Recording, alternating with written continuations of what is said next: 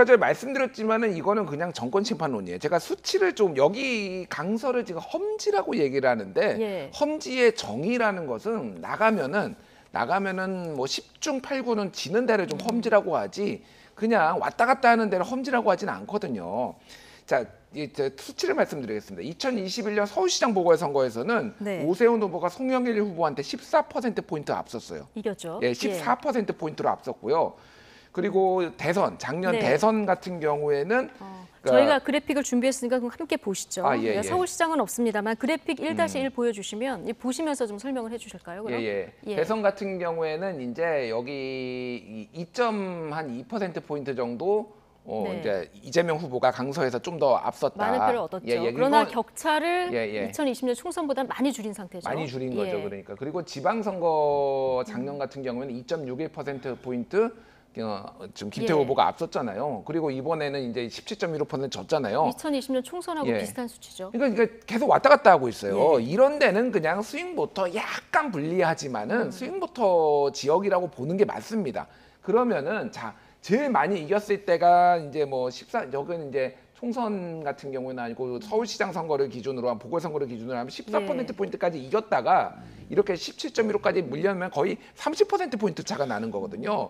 이거를 단순히 이렇다면 여기가 밭이 안 좋아서 지금 이렇게 했다라고 보면 안 되는 거고. 이런 가운데 야당뿐 아니라 국민의힘 내부에서도 지금 김태우 후보를 사면 복권한 윤석열 대통령의 책임론을 거론하는 목소리가 나오고 있는데요. 이 발언 듣고 오시겠습니다. 당에서는 그 후보를 내기 싫었고 당에서는 어떻게 생각하면 이번 재보궐선거는 뭐 무공천으로 갈 수도 있었던 상황인데 예. 어떤 대통령과 대통령실의 의지에 따라 가지고 뭐 어쩔 수 없이 울며 겨자 먹기로 그 후보를 문제 있는 후보를 냈고 거기 그 선거하는 운동만 그냥 당에서 뒤치다거리를 한 거잖아요. 그렇죠. 그렇게 그러니까 돼버렸죠. 예. 저는 이거는 김기현 지도부한테 책임을 물을 일이 아니다. 이거는 대통령께서 책임을 지셔야 될 문제다. 그렇게 보는 거죠. 제가 보기에는 원래 험지가 아니고요. 지금 용산과 우리 당이 그러니까 정부 여당이 험지 메이커입니다. 지금 서울 수도권 선거를 험지로 만들고 있는 거예요. 강서구가요. 예. 사실은 지난 총선에서는 민주당이 뭐 싹쓸이 했다라고 하지만은 예. 사실 스윙 지역입니다. 예. 그러니까 부동층이 많은, 그러니까 무당층, 중도층이 많은 지역이거든요. 그러니까 그게 고작 1년 전에 네. 저희 지난번에 지방선거 치를 때 오세훈 시장이 제가 알기로 50% 중반 정도 득표해가지고 한 14% 격차로 이겼을 겁니다. 자, 김태우 후보를 특별 사면한 대통령이 책임을 져야 된다 이런 목소리도 나오고 있고요. 그리고 강서구를 험지로 만든 것이 정부 여당이라는 이런 지적은 앞서 이제 김준일 에디터께서 하신 얘기하고 같은 이런 지적인데요. 네.